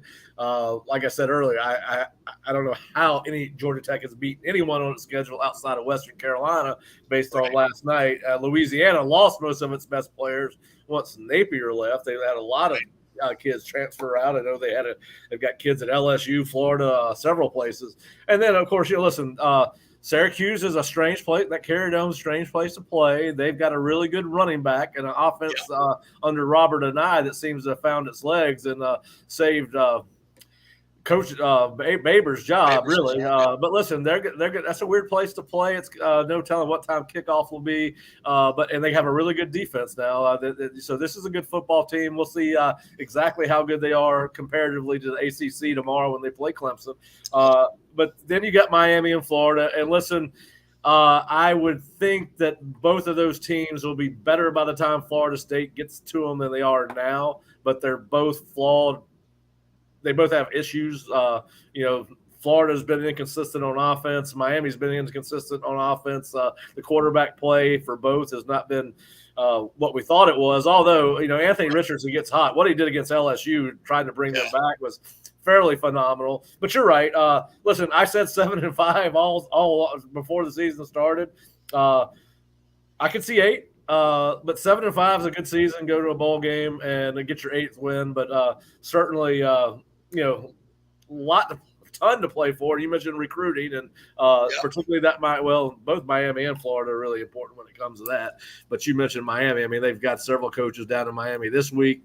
They are trying to get the Damari Brown kid, who a lot of people think might go to Miami, where his father played. They'll have a huge impact on recruiting both of those games, as they always do, and a huge impact on how everyone perceives the FSU program at this point in Mike Norvell's 3rd year.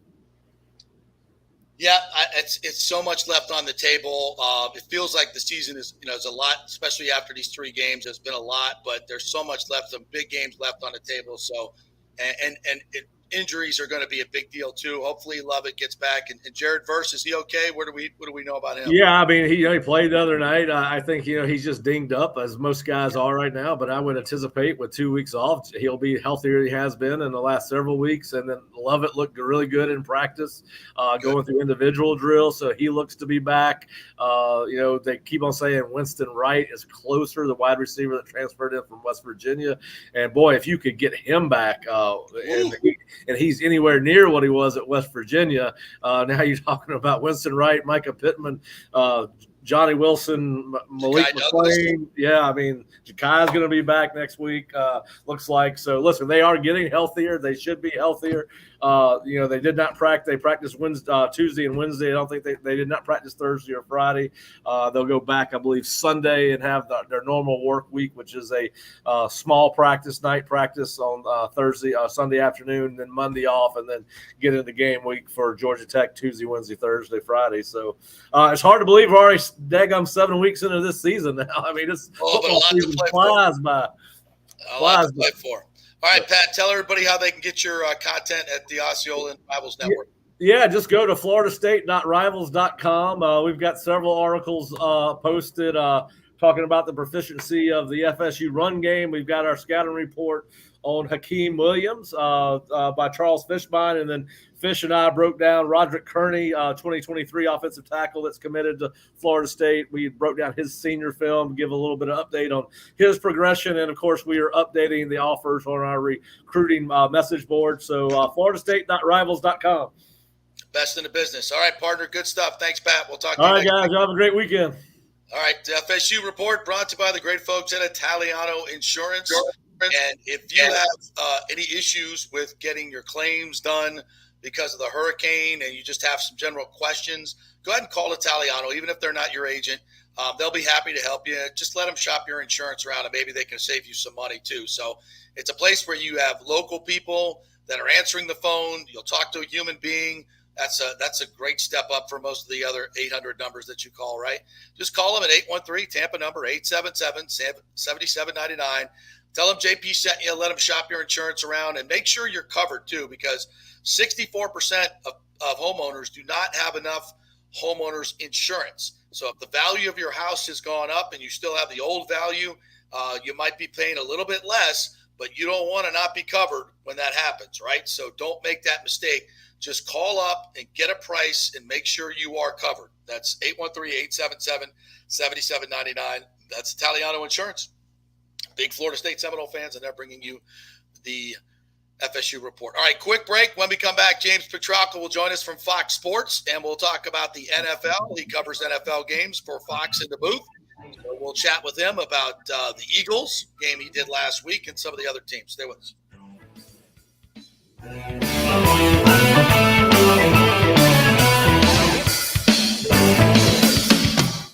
is the time to make sure your home insurance is in order. In the last year, many of us have made improvements to our homes. So call the folks at Italiano and discuss these upgrades to make sure you have enough coverage. According to a recent report, almost 64% of homeowners don't have enough insurance on their home, which is their most valuable asset. Also, a great time to make sure you have flood insurance. Even if your mortgage company does not require flood insurance, your home could still be at flood risk. Another big item as we enter hurricane season is making sure your pool enclosure is added to your policy and there will be no issue at claim time. That happens a lot. So call your friendly agent at Italiano Insurance to review your policies today. 813-877-7799 or ItalianoInsurance.com. Hey guys, Serena Fazan here for the Gold and Diamond Source. Are you looking for the hottest trends in men's jewelry? Ladies love to see men spice it up with something cool from the Gold and Diamond Source. Whether you're looking for a gold chain, fashion rings, even a pre-owned Rolex watch, or thinking about getting engaged, there's only one place to go. Go see my friends, Julie and Z.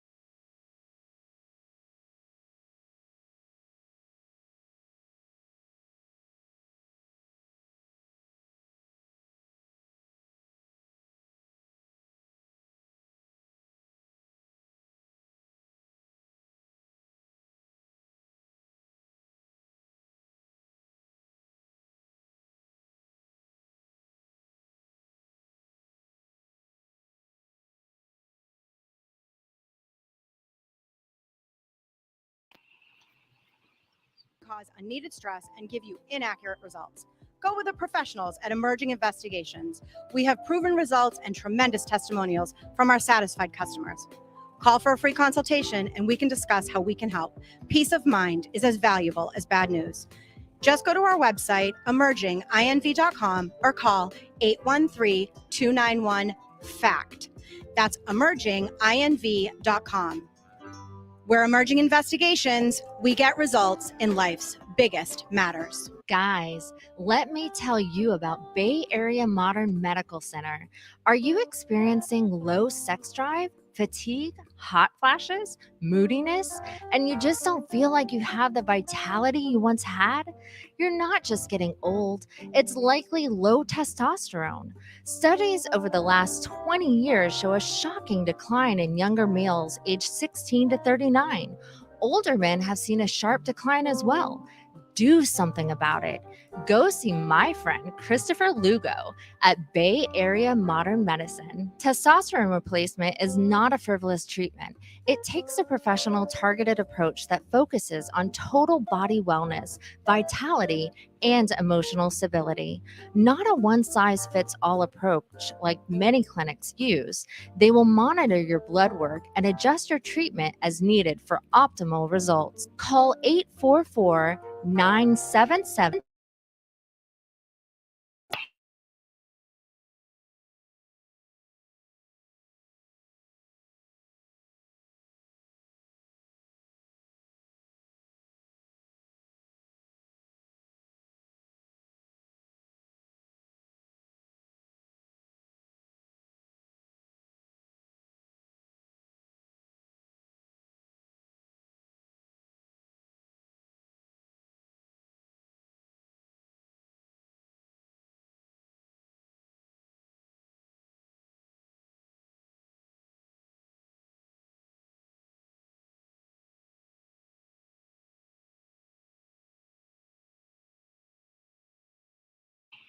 Score.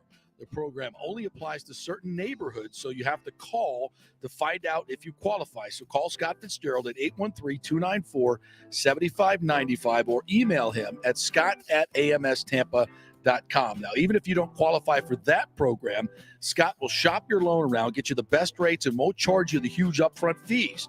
And if you've had issues with your bank calling you back, Scott will return calls immediately or at least the same day. 813-294-7595 or email him, scott@amstampa.com. Scott Fitzgerald, MLS 386722, American Mortgage Services, 1000 North Ashley Drive, Suite 1020, Tampa, Florida. JP here for Italiano Insurance. If you've started a side hustle during COVID and the business has grown, well, you need business insurance because if you get sued, you could lose all your personal wealth if you're not properly protected. That's right, your home, your savings, everything could go. So get protected now. Call the great agents at Italiano Insurance, 813-877-7799, and a real human will answer the phone and get you protected. If you haven't shopped your business insurance in a while, you could be paying by thousands. One customer had their golf buddy handling his business insurance, then called Italiano to shop it around, and they saved him $26,000 a year. Yeah. So call 813-877-7799 or go to ItalianoInsurance.com. Italiano Insurance, protecting all the pieces of your life for over 60 years. Military veterans, are you struggling with alcoholism or substance abuse? Is it taking a toll on your relationships and your work life? Are you having trouble focusing, constantly anxious? Well, you may not be surprised to know that your fellow military vets have your six. Heroes Mile is a new concept in rehabilitation clinics, veterans helping veterans. At Heroes Mile, we staff our rehab center with fellow veterans who can understand what you're going through. Our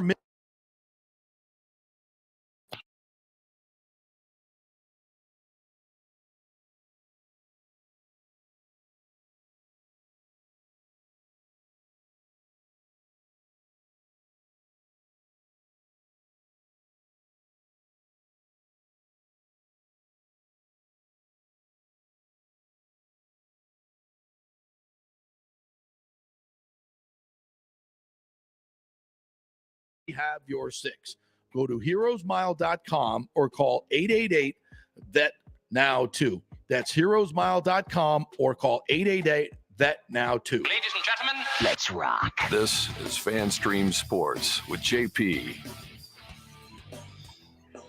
All right, welcome back to the JP Peterson Show on this Football Friday. We've been talking a lot about the Bucs and Florida State and some of the Lightning, of course, playing the Panthers tonight. We also have a big event coming up this weekend. It's the Taco and Margarita Fest, and we're going to give away a couple more tickets right now. So all you got to do is come on our YouTube page or our Facebook page or on Twitter and just tell me what the name of one of the guests that we've had on so far today. We've had 2 guests on today. So just tell me one of the names of the guests that we've had on, and you will win 2 tickets to the Taco and Margarita Fest. And you can actually use the name of our current guest if you want to, as we make it as easy as possible and welcome in our good friend James Petralka from Fox Sports. What's up, James? How are you? I'm good, JP. How are you? Have you ever been the answer to a trivia question? I don't think so. Well, now you can cross that off your bucket Yeah, list. that's good. That's right. Yeah, that's good. There we go. All right, so let's see. Last week you guys were at Arizona and Seattle. Seattle team that is, I think, one of the biggest surprises of this year with Geno Smith getting some MVP votes. It's 2 really interesting situations. Of course, we see Arizona last night go out and get a big win thanks to a couple of pick sixes from Andy Dalton. But I guess I should say one from Callaway and one from Dalton. Let's start with Seattle first. What's going on there that is so surprising in Geno Smith? Well, yeah, I mean, the offense he's been playing great. I mean, better than, we've seen him play throughout his career. And he's really, settled in there. They seem comfortable with him, Metcalf and Lockett. And they, some subtle things like how, actually Metcalf has kind of come out and said that he likes catching the ball better from Geno than Russell Wilson. He throws a better ball. And so I think there's some things, I think they weren't disappointed to see Russell go, I think. Some of the guys, but it's, so he's very comfortable in what they're doing. They had been running the ball really well too. Penny was playing well before he got hurt, and then Walker came in last week, and he played really well. And the thing about the Seahawks last week was their defense played well. That was the thing. The defense was the best game the defense has had so far this year. And Trent's also, let's talk a little bit about Kyler Murray. I think he played a hell of a lot better last night, but he's been struggling this year big time and certainly struggled in that game. So what's going on, what do you think, with the Cardinals and him? Yeah, there's a couple things. We had them actually the last 2 weeks. We had them against the Eagles the week before, and there's I think, obviously we saw some of it last night, a little bit of a disconnect with him and Kingsbury. We saw it a little bit in our meetings where, Cliff was kind of saying, hey, we need to be a little more patient. We just take some shots when they're there. But, and Kyler was kind of like, hey, we need to be more aggressive. We got to take more chances. And, and Kyler did that early in the Eagles game, and he threw an interception. Tried to go deep, and he, was a poorly thrown pass. And talking to some of the Arizona media people, they said that, that they were with Kyler and Cliff were really butting heads a lot. And, obviously, like I said, we kind of saw that on display last night. So I think he's struggled, been struggling a bit. It's something else that I hadn't really thought about. But when we were talking about it when we had them last week, was that he missed a good portion of training camp. He had COVID, so he probably missed, I think, almost half of their practices in training camp. So and Hopkins being out too is a big thing. Right. Yeah, they really missed him.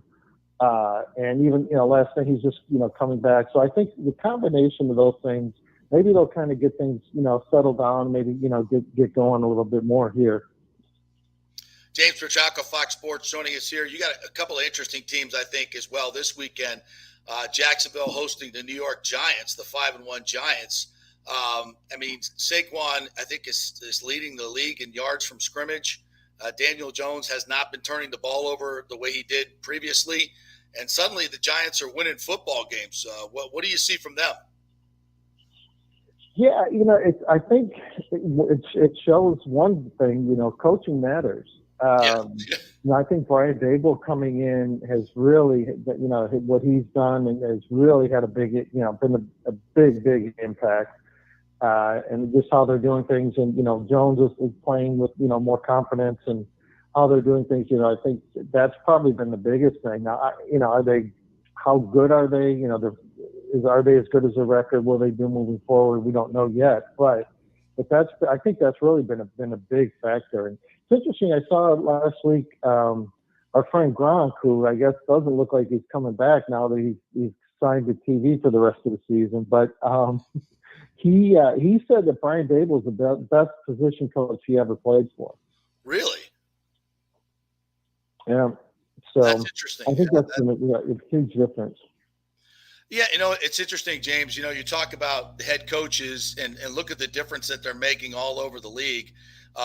You look at Daboll, but also look at the New Orleans Saints. I mean, we thought, okay, Sean Payton, steps down, Dennis Allen steps up. The offensive coordinator's the same, so mostly there's a lot of continuity.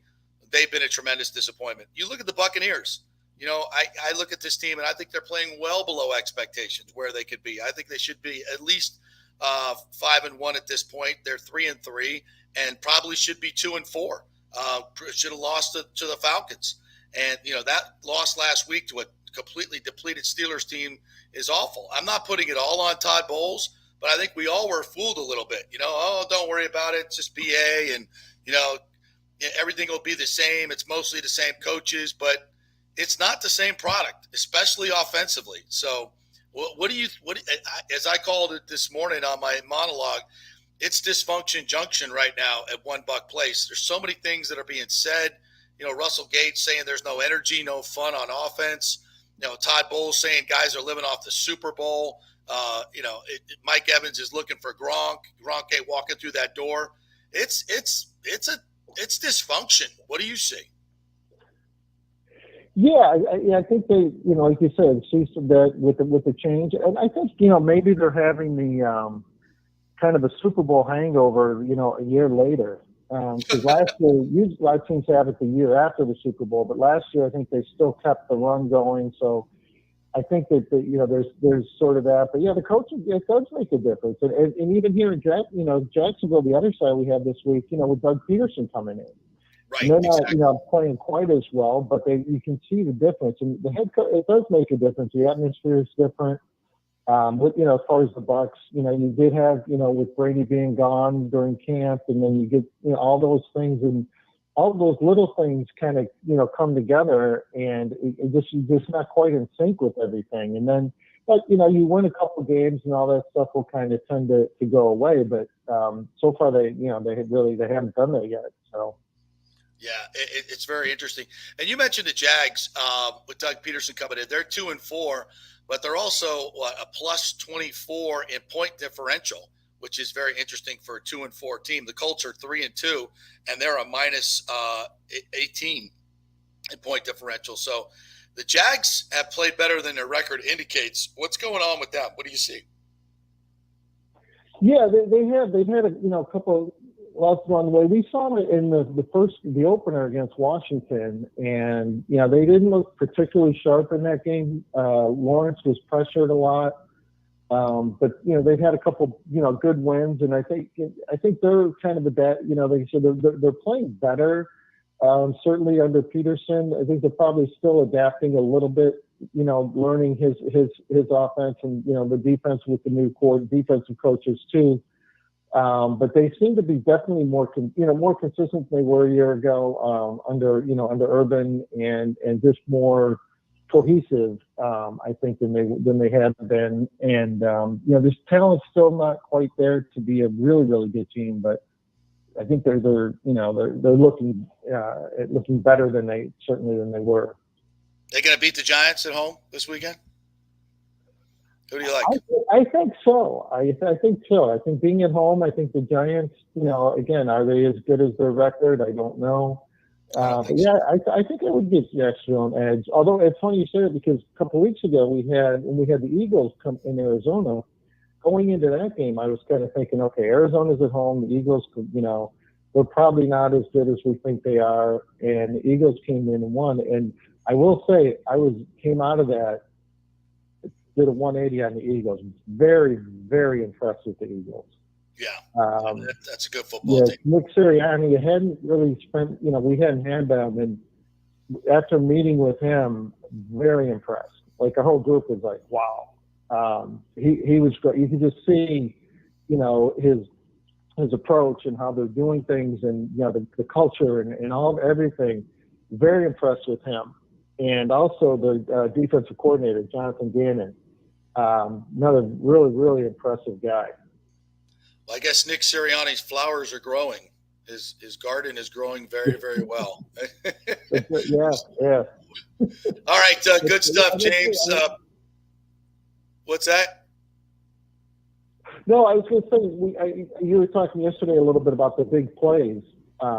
Yes. And that was one thing that Jonathan Gannon from the Eagles told us was that, because we asked him about the company playing what we call shell coverage, where they keep two safeties deep, and he said that by design, they're playing a lot of that to take away the big plays, and that's been a trend. He said that's what he called it. He said, we play shell unless. He said, so basically we're in that shell. We're not going to give up the big play. Now, he said, unless sometimes, they'll be a little more aggressive to go blitz or something, but that is a trend that teams are definitely playing their defense to stop the big plays. And that's something that consciously defenses are doing that. Yeah, with this game as over officiated as it is, you can count on having at least a one holding penalty on the offense if they want to go 10 to 12 play drives, which is what Todd Bowles wants. He wants his offense to be a grinded out team, but he doesn't have that type of personnel. So if he doesn't adjust this midseason, the Bucs, they still keep trying to do that. It's going to be an ugly season. So we'll see. All right, James, good stuff, my man. We will we'll catch up with you next week. Have a good weekend. All right. Thanks, JP. Take care. All right, we'll take a quick break. Our final break. When we come back, we'll do the Tom Brady interview. That was kind of interesting as well. So we'll hear from the GOAT when we come back. This is the JP Peterson Show, brought to you by Bay Area Modern Medical Center, BAMMC.com, and the Jeeves Law Group. Back in 3. Stay with us.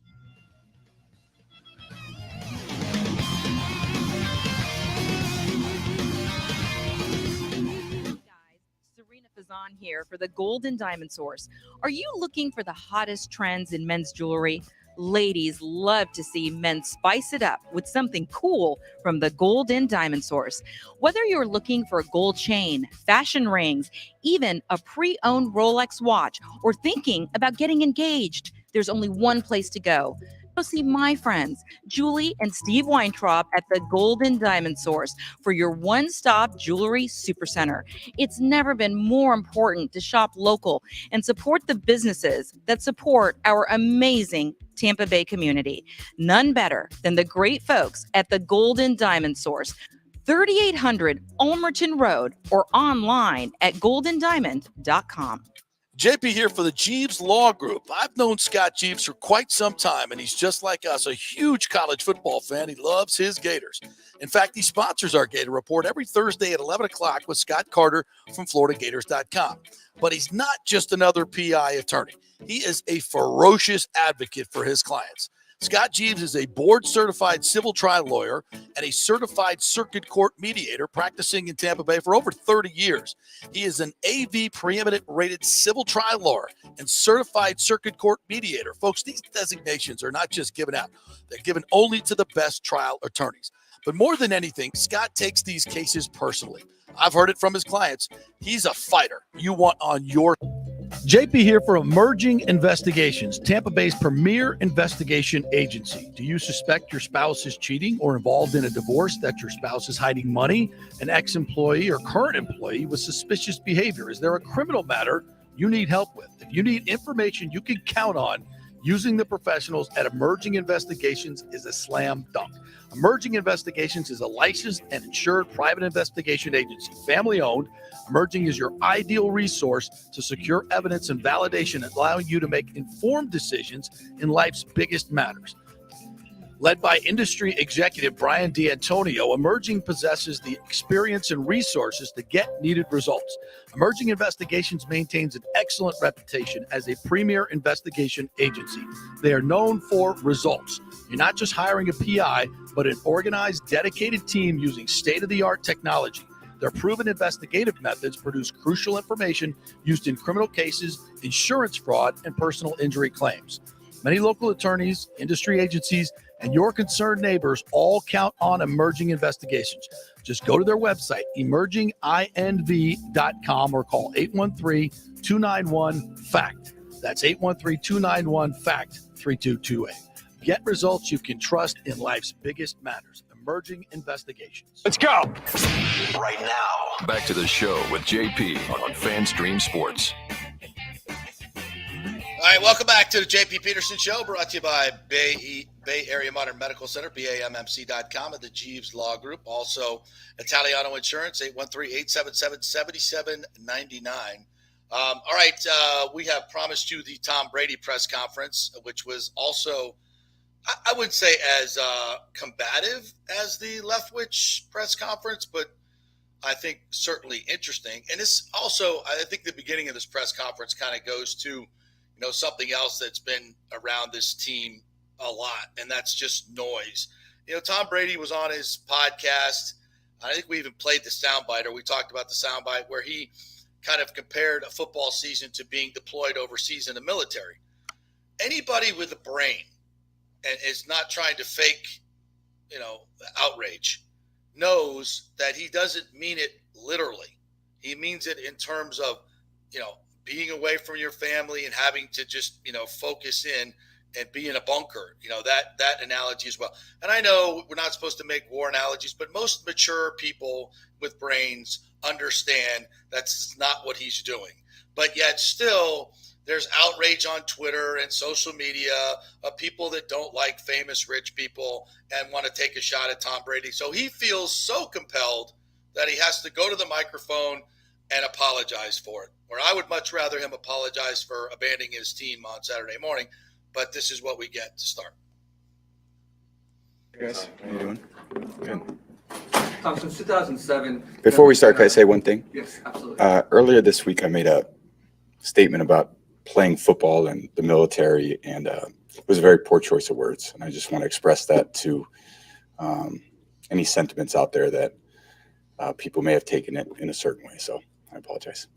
Go ahead. Okay. Since 2007, media, coaches, players have said the best way to get to you is interior pressure, which is true for any quarterback, but specifically a pocket passer like yourself. You look at the last couple of weeks, Chris Jones, Grady Jarrett, this past week, Cam Hayward, all had success getting interior pressure. How much does that limit your ability to execute, progress through your reads, and ultimately take shots down the field to move the ball? Great question. I think anytime you get pressure, you're forced to throw the ball quicker than you want. So it's just tougher to go through your reads, but that's just the reality of football. So I've been dealing with that for 23 years too. So everyone's trying to get to the quarterback and pressure the quarterback however they think they need to do it. And whether you get it on the edge or whether you get it inside, it's really the same thing. I think we've faced some very good interior pass rushers the last 3 or 4 weeks. So between Kenny Clark, Chris Jones, Grady Jarrett, Cam Hayward, Derek Brown this week. So it's a lot of good ones in the league right now. It's a good group, and we've kind of faced them back to back to back to back. And it's just the reality of being in this league. They're going to be good edge rushers, good inside rushers, good corners. I think we just have to do a better job overall of executing our assignments, whether that's pass rush or run blocking or throwing the football or getting open or running the ball. All those things come up. So, challenging thing about football is it's the ultimate team sport. We're all in it together. And in order to score points, you have to do a lot of things the right way. And, we just got to keep working at it. Tom, back to what you said a few moments ago about the military. What did you mean by that comment? Just the fact that football players, they have to make a lot of sacrifices in season? To be honest, I don't really want to expand on it too much because I don't feel like, thank you. I appreciate it. I have a tremendous amount of gratitude for everyone who served. And, in the end, we play a game, and the military is defending our country is two very different things, and I shouldn't have made the comparison. Tommy, look at Mike Evans. Everybody knows that. 4 catches, 4 targets. That's not ideally what you guys wanted. What happened on Sunday to prevent him from getting more opportunities for the ball, especially even in the red zone? You guys have done so well on fade passes down to the goal. Yeah, they did a good job defending us. They they've just done a good job, kind of making sure he's covered. And, anytime Mike's open, I'm going to try to give him the ball. But the guys have been doing a good job defending it. And, we just got to make other plays. And that's just until they, allocate help elsewhere, we have to make the plays elsewhere. So it's just a matter of keep finding the open guy. And my job's to drop back and find the open guy. And, Mike's usually open when he's got the right matchup. But when they really try to take him away, I got to find other guys. It's my job. Your whole career, you've heard your game analyzed and opinions about it. When you hear Ben Roethlisberger say that it looked like you didn't want to be out there and you can't be having any fun, does that carry any more weight, or does that get your attention? I think anytime you lose, it's not very fun for any of us. So I think we just got to go play better. I think that's the reality to solving a lot of issues, is to play better and to win. And I've definitely been a part of seasons where we have not played as well as we're capable, and I don't think it's as enjoyable for anyone. I think everyone's working hard to get it right. I'm sure you guys in your job like to get it right. We like to get it right in our job. And when it doesn't go right, I don't think anyone's happy in their job when it's not right. And we're certainly not happy when it's not right. So we're working hard to get it right. Do you feel any different this season at all, the way things are going? Well, I think everything's unique. Every year's different. It's just, every football season's a little bit different. There's different challenges.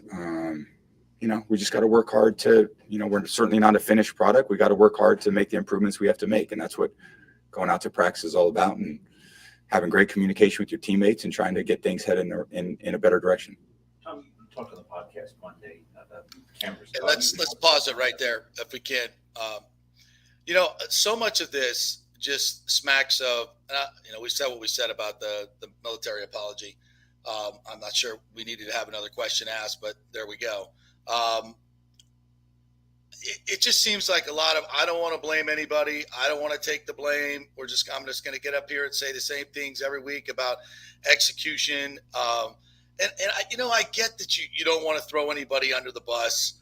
But I do think there have been times when Tom could take a lot more responsibility for what's happened here. And I feel like he's just trying to spread the blame around when the blame is, and I get it. You don't want to necessarily call guys out by name, but this seems like so much. These are very pointed questions and a lot of gobbledygook answers is what it feels like. Well, he can talk himself out of any situation. We know that. And I mean, again, I personally don't want to see him get up there and just start throwing blame left and right. I think he's very team oriented. We know that. So even when he puts it on himself, obviously, we have to do a good job, but he knows it starts with him. I think honestly, for me, I don't need to hear him say it, because I know he puts it hard on himself. You want to see differences between the way Brady speaks and the way Leftwich spoke. I think Leftwich said, I sleep like a baby, regardless of what's going on. And then Brady used the words, "It keeps me up at night." So if you just want to see the difference there, I think it's in those two answers. So I don't necessarily need to hear Brady say it. I know it. It bothers him.